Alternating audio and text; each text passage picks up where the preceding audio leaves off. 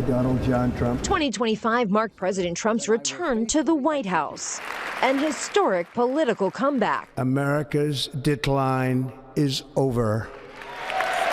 The president immediately getting down to business. More than 200 executive actions on day one, including rescinding nearly 80 Biden-era actions. So this is January 6th.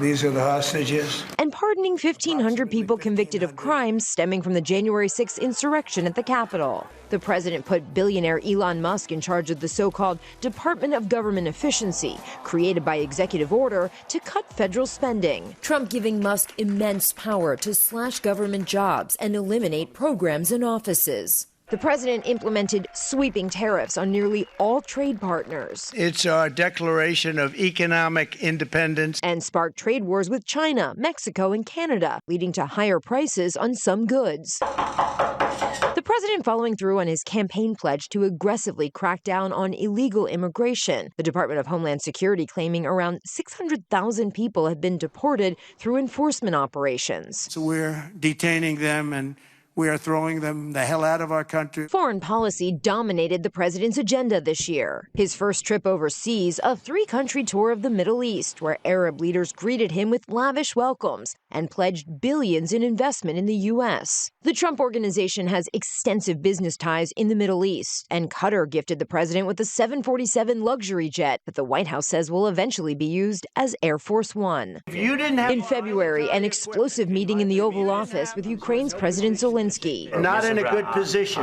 You don't have the cards right now. With us, you start having cards. And the president in August rolling out a red carpet in Alaska for Russian President Vladimir Putin. I've always had a fantastic relationship with President Putin, with Vladimir. The president said he could solve the Russia-Ukraine crisis on day one. But a year into his presidency, the war rages on, despite follow-up meetings with Zelensky and shuttle diplomacy by the president's special envoy. The president flexing U.S. military and diplomatic strength in the Middle East. In July, ordering a strike on Iran's nuclear facilities. There will be either peace or there will be tragedy for Iran.